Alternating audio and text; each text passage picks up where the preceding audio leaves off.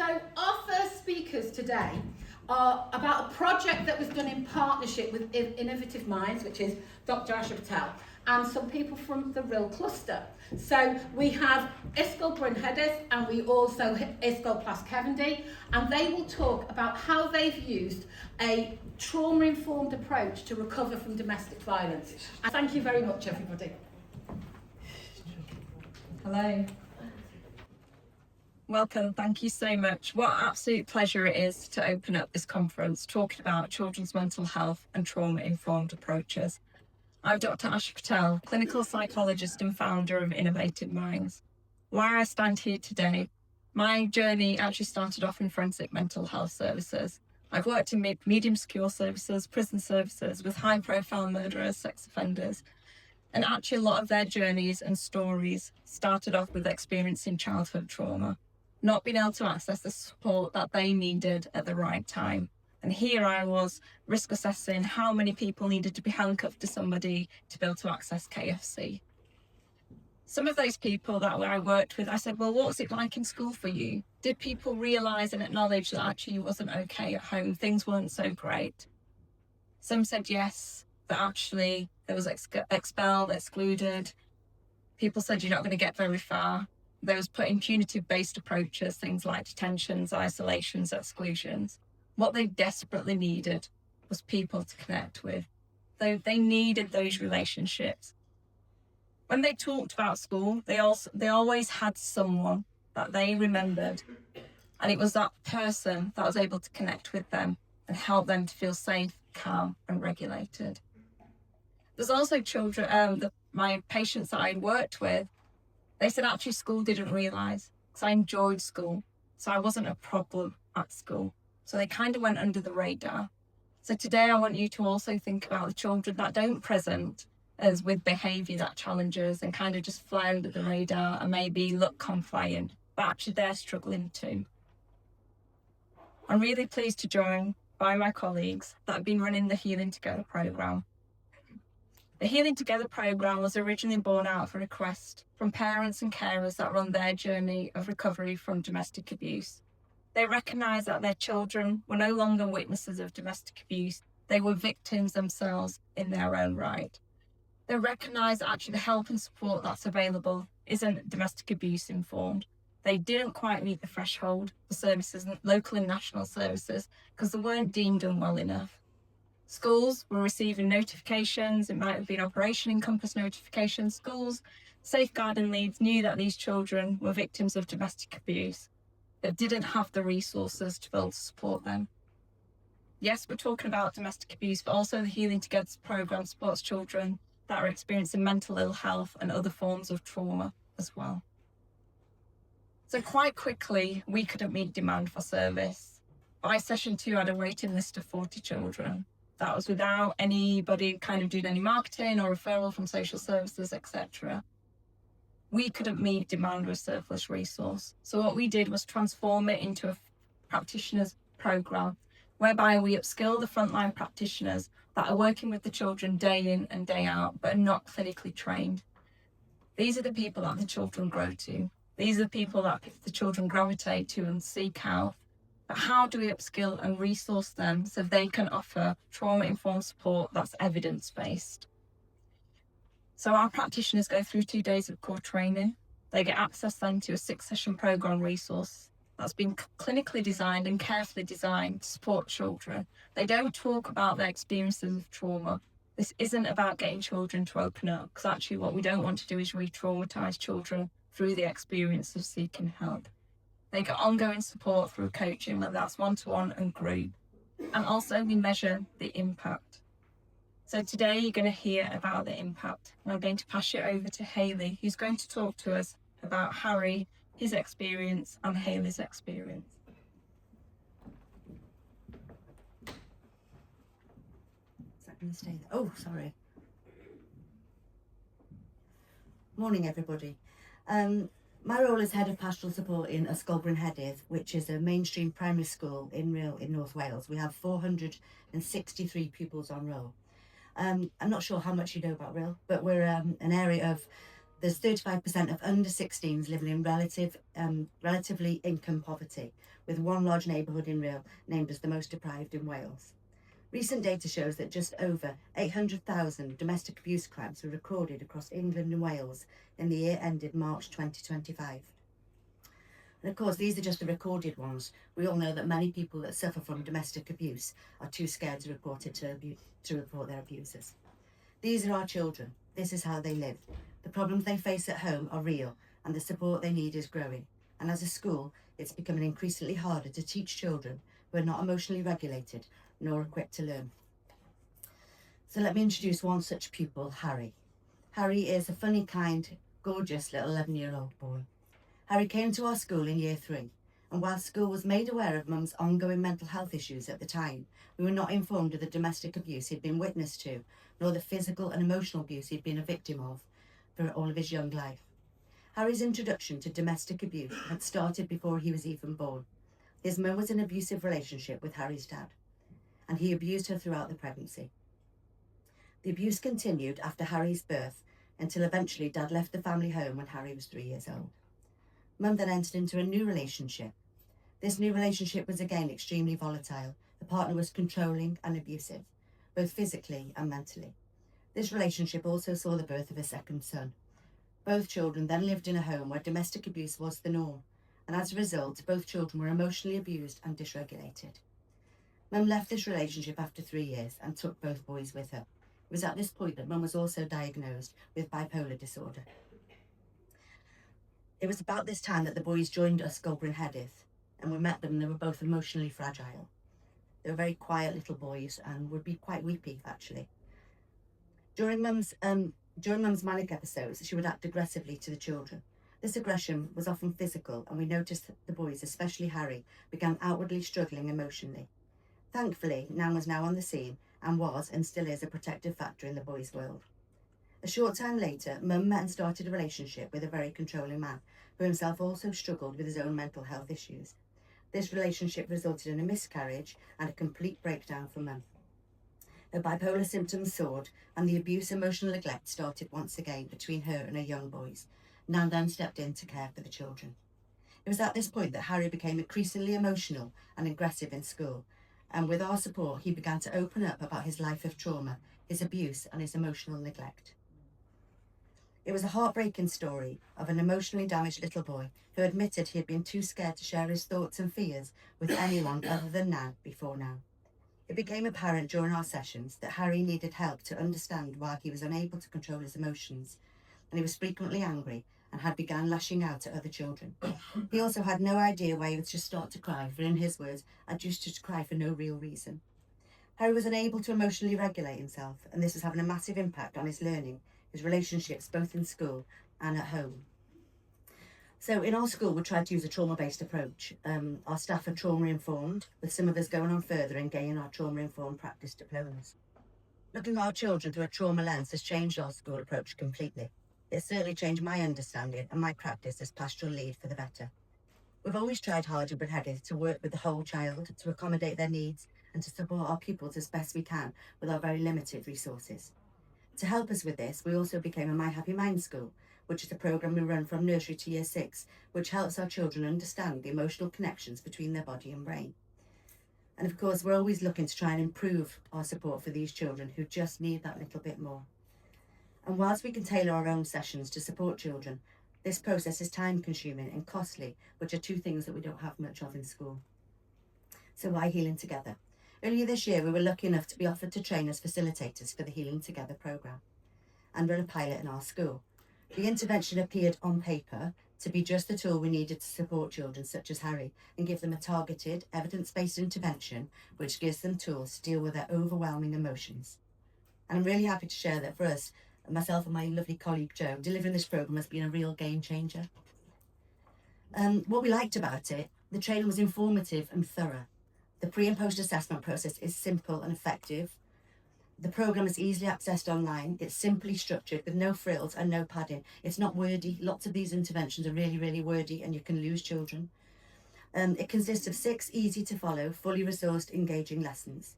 The sessions can run and a one-to-one situation, which takes about 30 minutes, or a small group situation, maybe an hour for 4 pupils. Each session has a short, sharp, informative video with great printable resources. There's a share sheet to take home after each session, which outlines the session content. That's a lot of S's. The sessions are practical, giving the pupils real and effective coping strategies to support when their emotions are overwhelming. It's very much done with the pupils, not to the pupils. And there's very little prep, just a little bit of printing, which can save us masses of time. Overall, we both feel that this programme is valuable, effective, and a pleasure to deliver.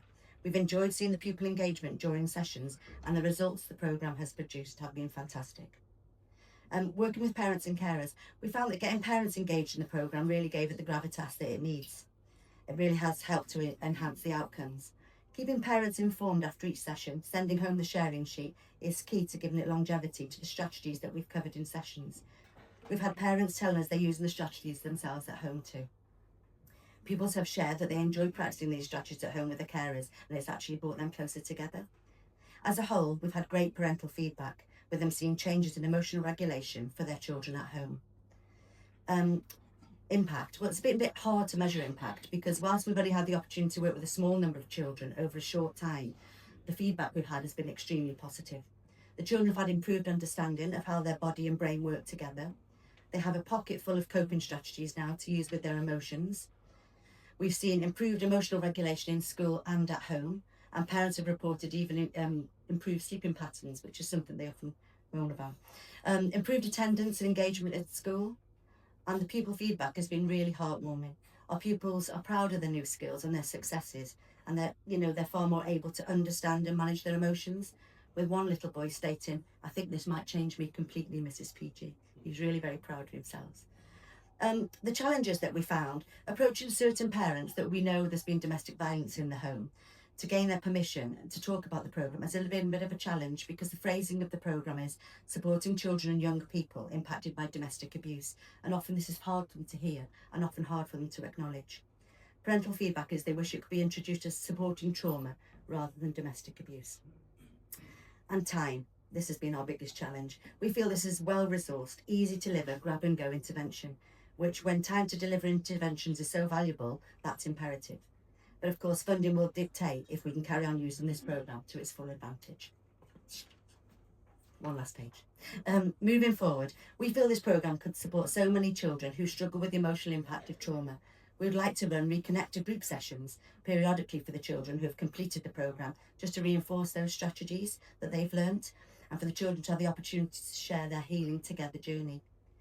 We've got plans to run more group sessions in the new year, with a previous pupil coming on to work as a mentor. That's because the children are asking, can we come to the next group? Can we help other children? So that's, that means it's obviously meant a lot to them. We aim to introduce the programme to teachers in school and support staff to enable them to reinforce the strategies learnt, and for them to be aware of the programme content with future referrals in mind. All of this, again, relies on funding. The overview and the reality. I'm acutely aware that the number of children who have been subjected to domestic violence and physical and emotional trauma has hugely increased over the last 5 years. We see these results every single day in school. We have the skills and expertise in our school to support these children, but what we don't have is the time. I've been pastoral lead now in our school for over 18 years, and my role grew from part-time pastoral support to full-time pastoral support in 2019. Today, my pastoral support role is reduced back down to part-time, and not because there isn't a need or we don't believe as a school that, we need more time. It's quite the opposite, as we've just said, but simply because the lack of funding dictates that I have to teach as well as do my pastoral support. We know that building relationships, understanding these children and giving them simple, practical strategies can help our most vulnerable, broken children to thrive, rather than just survive. So surely it's time now to invest in things like this that really matter and help us to help them have the future they really deserve.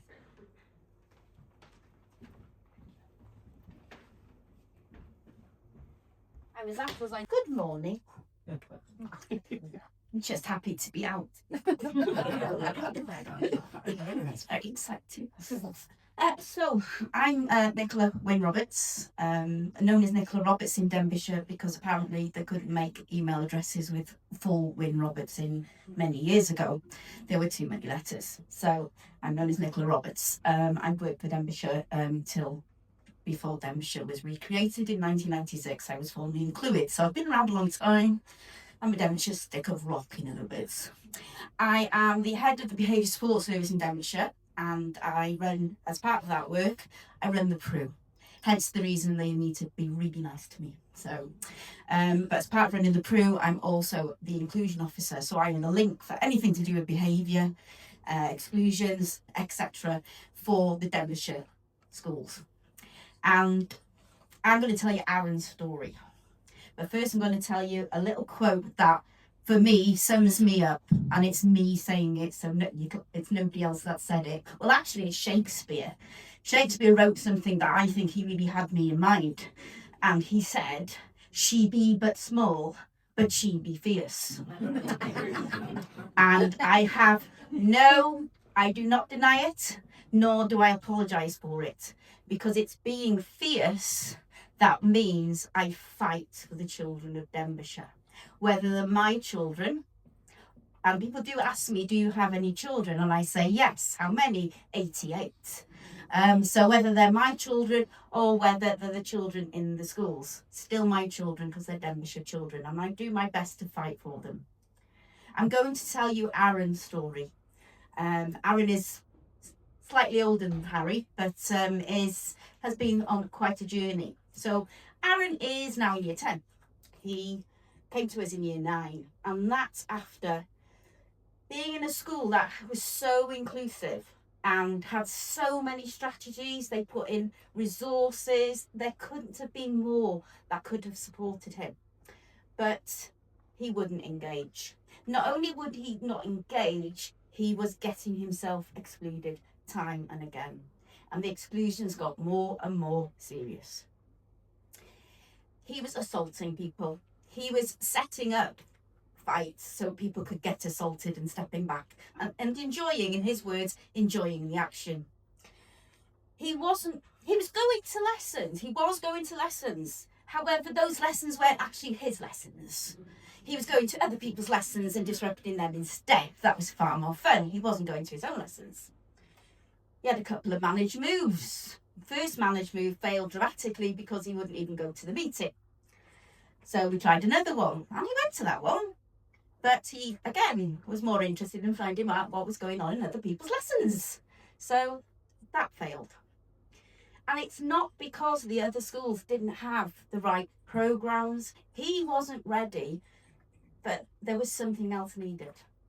So he came to us in year 9, and let's just say we didn't have the same disruption, even though he's got ASD and ADHD, allegedly. He does the world's best impression of a hibernating bear because he likes to sleep. I've seen him sleep at his desk. I've seen him sleep on the sofa. We're in a PRU, we have many sofas. I've seen him actually fall asleep leaning against a wall. And he's tried a couple of times to go to sleep in the toilet, but the other kids weren't having that. So he'd sleep. So for the whole of year 9, despite our best efforts, he would sleep. And when he was awake, he would just be abusive. So we were getting nowhere fast. The whole of year 9, I don't think I ever had a proper conversation with Aaron. And he's, you look at them and he looks like a gentle soul, but like, as all of them, when he goes, he goes. And we were sort of getting to a bit of desperation of what are we going to do, because we're not getting anywhere. And then kindly, because Mrs. Elminstead does always think of the PRU, because she knows how often people don't think of the PRU, we were also invited to take part in the Healing Together programme. Now I'm going to apologise in advance to Asha, because no matter how many times I've tried to do this, for some reason in my head it's called Healing Hands. If I say Healing Hands, it's Healing Together, but it's been in my head. I don't know why. So we got the call and we were told about Healing Hands, and that's what we thought about with Aaron. So let me just explain why we chose him. Aaron's had a tough life. Aaron has witnessed domestic violence. He's been a victim of domestic violence from a very young age. Aaron's biological father was married to his mum for several years, and throughout that time she was a victim, and as was he. But Mum it's taken till now for Mum to admit it. Mum was more comfortable getting a diagnosis of ASD and ADHD, which we all know present like trauma. So Mum finally got the courage, and off Dad went. And all was looking much better, and Mum then found another man. Now this other man, she married, and Aaron adored him. And the reason he adored him it was because he said his stepdad treats him like the son he always wanted to be. Now that phrase has come out directly from doing this programme, and he just volunteered that. But unfortunately, his world was turned upside down when stepdad was sent to prison for 3 years. And Mum didn't tell Aaron why. Now, as we know, social media, the internet, it doesn't take long to find out why somebody's gone to prison. And just as he was being prepared to be released, Aaron found out why he was in. And the way he described it was disgusting. He's a weirdo.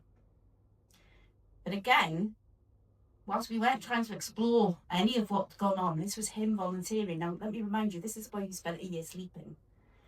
And he said, I really love my stepdad, but I don't think I should, because does that make me disgusting and a weirdo? So he's dealing with this conflict of somebody who he really did treat him like a son. So he's been through an awful lot. And the way he's done it is to deflect, like they all do, through sleep and through disruption. That was the easiest way to deal with his feelings. So fast forward to Gemma, one of my facilitators. I have 2 facilitators, and I'll talk about how I chose them once I finished Alan's story. Gemma was all for doing the course. She was up for it. She was really keen, and straight away on the first day of the course, she spotted something, and she spotted some of the signs that the training was saying you need to look for. I'm just going to read these though, because this is Gemma's writing. Gemma's words, my writing. Constantly tired or complaining of illness, shutting down, being aggressive when staff woke him up, feeling of sickness in unfamiliar places, constantly going to the toilet, using jokes to deflect, sometimes inappropriate times, inappropriate places, seeking physical contact. He liked to shake hands, but then quickly withdrawing. He would complain of feeling cold. He wouldn't eat. His diet consists of what I called a white diet. It was bland, it was chicken, it was potato, it was he wouldn't try anything new, fearful of anything new. Ironically, the thing that she picked up on clearly was one set phrase, and that was goes to the toilet a lot. And that's what made her think, I'm going to work with Aaron. So they've been doing the sessions, and 6 sessions. It's with everything else we do as well. This is not a standalone. For this to work, I'm passionate. It has to be at the heart of everything else, along with trauma-informed, growth mindset, everything else. So they've done the sessions, and for his sessions, they were looking at developing skills to emotionally regulate, to recognise your signs, to come up with plans, to have goals. And he had 2 goals, a short-term goal and a long-term goal. So, short term, I'm reading this now because this has come directly with his permission from Aaron. So the first thing he wanted to do was develop a couple of coping strategies that then he could go to, his go-to strategies. And then in the long term, to be able to improve his regulation, reduce the symptoms of trauma-related impact. This is what he wanted. So where are we? What's the impact on Aaron so far? Before the programme, he would walk the long way home from school to avoid seeing people he knew. Now, he arranges to meet friends outside of school to walk home or to go to their house. Previously, he would become anxious. He wouldn't walk past other schools. We've got a college right next door. He'd go all the way round the long way. Now, he walks fine, wherever, no problem. He wouldn't interact with staff. He wouldn't, any staff that didn't work closely with him, he had no interest in whatsoever, and it was very difficult. He barely interacted with me. It was just a couple of staff in the department. Now, he's brought his guitar in, and he's sung songs that he's composed to us. He's now one of our quiz masters for our Friday quiz, which, believe me, when you've got a group of very competitive people, is not an easy job. And I'm talking about myself there.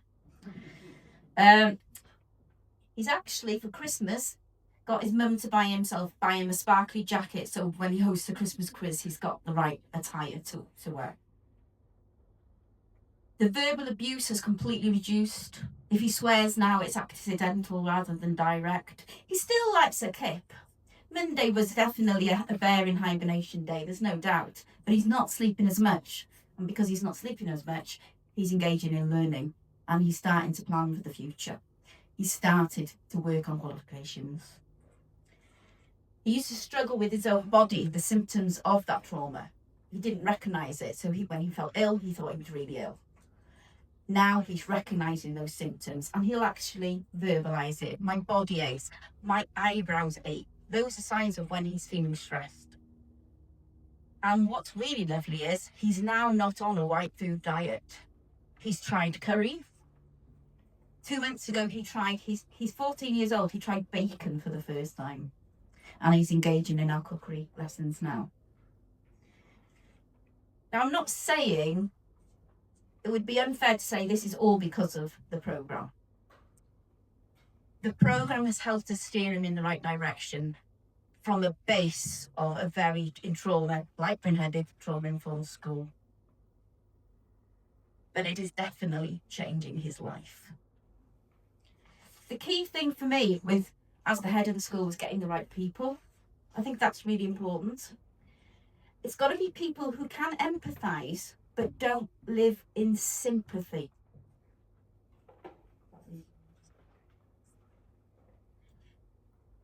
They've got to be, let me put it this way, Gemma was formerly a tank driver in the army, so she's no pushover. They've got to have that something about them that just says, I'll get on with this. Once they did their training and I handed the programme over to them, that was it. They've run with it. Her and Joe, my other facilitator, they come back, they fed back to me, but they've run with it and they're absolutely passionate about it. But it had to be the right people. I needed people who were driven, independent, had initiative, and were really good problem solvers. Because as Geraint said to me this morning, the world of a head teacher has changed so much that we're spending more time in our offices filling in forms and answering ridiculous questionnaires and everything else. We're not spending as much time with the children.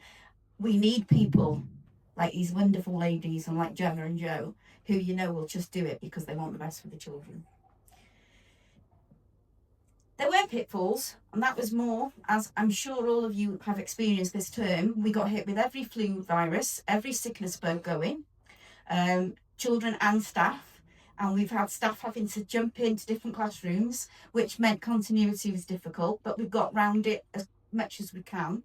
We've had to be quite adaptable. So Aaron has done sessions that have been part of the cookery lesson, when he's gone for a walk around the lake, when they've been sat outside on the picnic bench.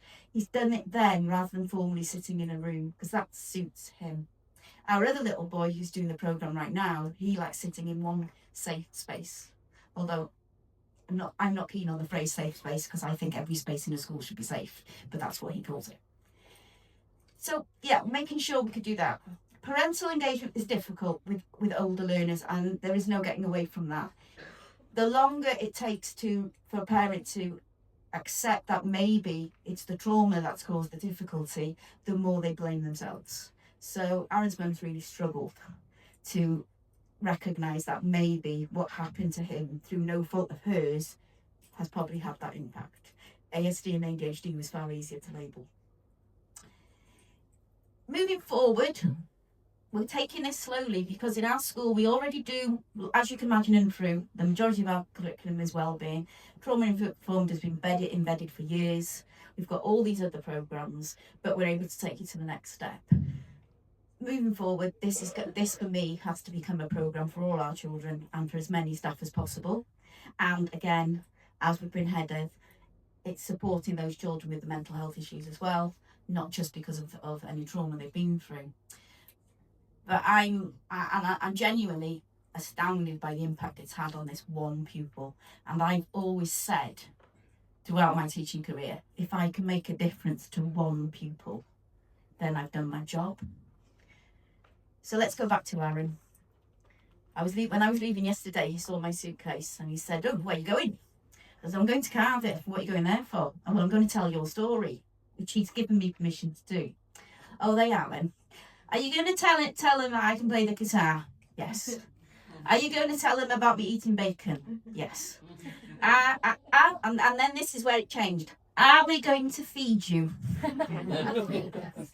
"Yes." "When are you coming back?" "I'll see you on Monday." "Oh, are they going to have somewhere for you to sleep?" This boy didn't speak to me a year ago. And then he said, "Just tell them if they want to be part of my quiz, they know where to find me." So that's Aaron, and that's this programme. And as Geraint said, it's difficult times in schools. Being an inclusion officer, I know how difficult it is, because I'm the person on the other end of the phone when schools say, "What can we do? What can we do?" If we can do this, there'll be some more children who won't end up in a pro or worse. Thank you very much.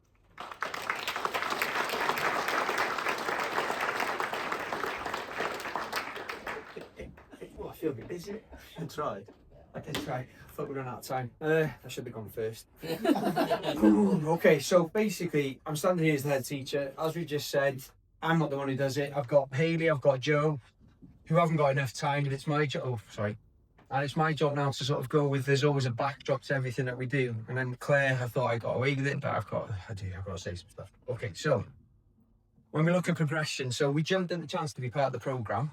It was something that, I know we're in an area of deprivation, but the joke is in our cluster that our school's the private school of Rhyl, because we're on the other side, but we're not the private school of Rhyl. We still have these children. We still have children who suffer from domestic abuse. So being given a chance to be a part of this was something that we just jumped at, didn't we? It's already making a difference. You know, we've seen a rise in a number of DV cases. The Operation Compass emails come through thick and fast, and it's quite scary not having anything to help these children with. And we need to give them the tools and the opportunities to not just, oh, like, we'll have a chat about it. They've got tools that they can use, and hopefully when they come to you guys, because from us they go to the high schools, you want them to be able to use these as they move forward. But then it comes down to funding. The teaching side of it now is taking over from a pastoral, so this programme is something that can be done in short, sharp shocks, and it makes a difference in a short, sharp shock. I've got a little letter to read you from, what we called him? Harry, I maybe called him his name. So, you know, our children are going to be around a long time after any intervention. We have to think bigger. You know, governments, local authority need to start funding this properly, giving us a chance. You know, the programme has helped our families. We could do so much more. Budgets are shrinking. TAs, teachers doing more and more and more with less and less and less. And it'll come to a point where it doesn't matter how much passion, care, energy a school has, it's just going to go anyway. You know, they give us that all the time, this thing of, oh, you love your job, you love it, of course we do, but if we haven't got the resources, if we haven't got time, if we haven't got staff, this doesn't happen. And then the cycle just continues and continues. Like we've heard there that, you know, Dr. Ash has come from some horrible places and tracked it back to school. So if we don't do it right now, or we don't get the funding that we need now, it's just going to continue and continue. We hope that this Healing Together intervention is going to have a lasting effect, and that our children will grow up, potentially have families of their own. You know, we want them to be ambitious, capable learners, resilient, part of society, contributing to society. Spending that money, investing in the children now is going to make a massive difference, so that we, you know, that if we can do it now, that we probably, you know, we don't need people like Bashan later on in life. You know, I'm trying going off track here because I get annoyed with this stuff. But basically, our children have the right to receive an education and the resources and the things that they need to be able to become these, you know, capable, ambitious resilient, fantastic human beings that they should be. And I've got a little letter here. So all the families that we choose, they're all deserving. But this little boy, He's a star. he is a star. He is a star. So he's chuffed to bits after the programme. He says, Mr. Evans, can I have a meeting? Yes, you can have a meeting. So I had to go sit down, didn't I? He sat down and he had this little letter. It's not got his name on. It doesn't say anything, but basically he had to write a letter to a buddy. So they write to somebody who might come through the programme. And what he said was, if you were like me and sometimes you get upset and angry, or dear buddy, if you were like me and sometimes you get upset or angry or scared, I would recommend doing this programme because it helps me deal with my emotions. I could do with a bit of that right now. I just get it makes me mad. Like, Claire, you should have put me on here. Yeah, of course. So it has taught me ways to calm down. You learn how your body and brain need to work together to help you feel calmer and safer and happier. And then there's a quote on this one. Oh, it kills me, this one. I know. Deep breath. I know. That's how he feels though. He wanted to come today, I can't lie. He was so excited. He wanted to come today. I can't do it. You can. So he says, I don't ever want to be like the men who hurt my mum.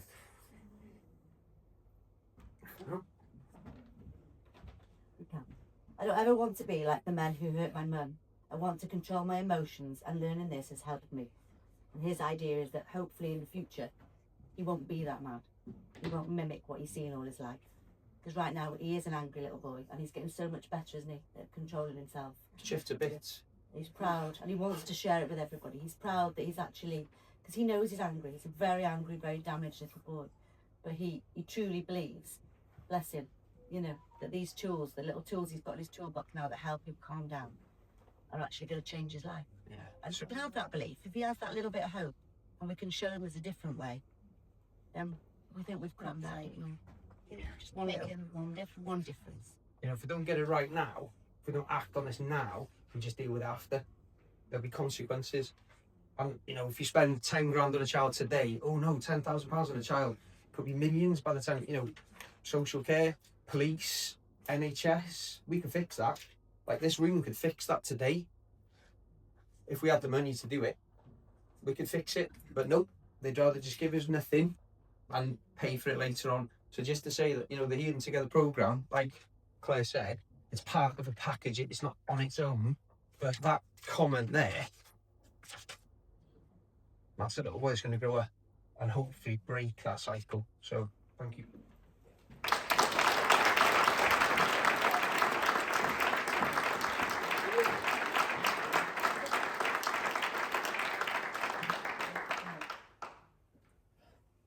How touching was that? It's very difficult to follow.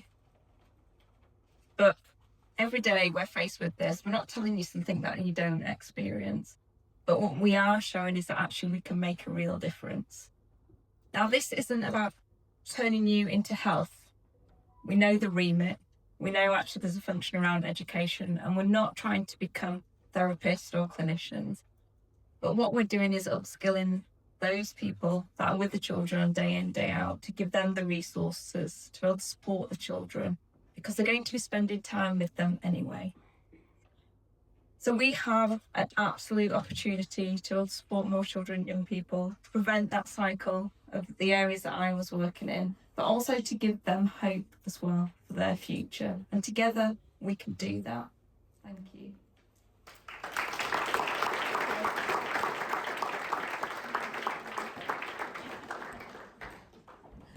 I'd just like to thank the Real Gang and Dr. Asher for what they've said today. You know, what Geraint said, It's not what I wrote down.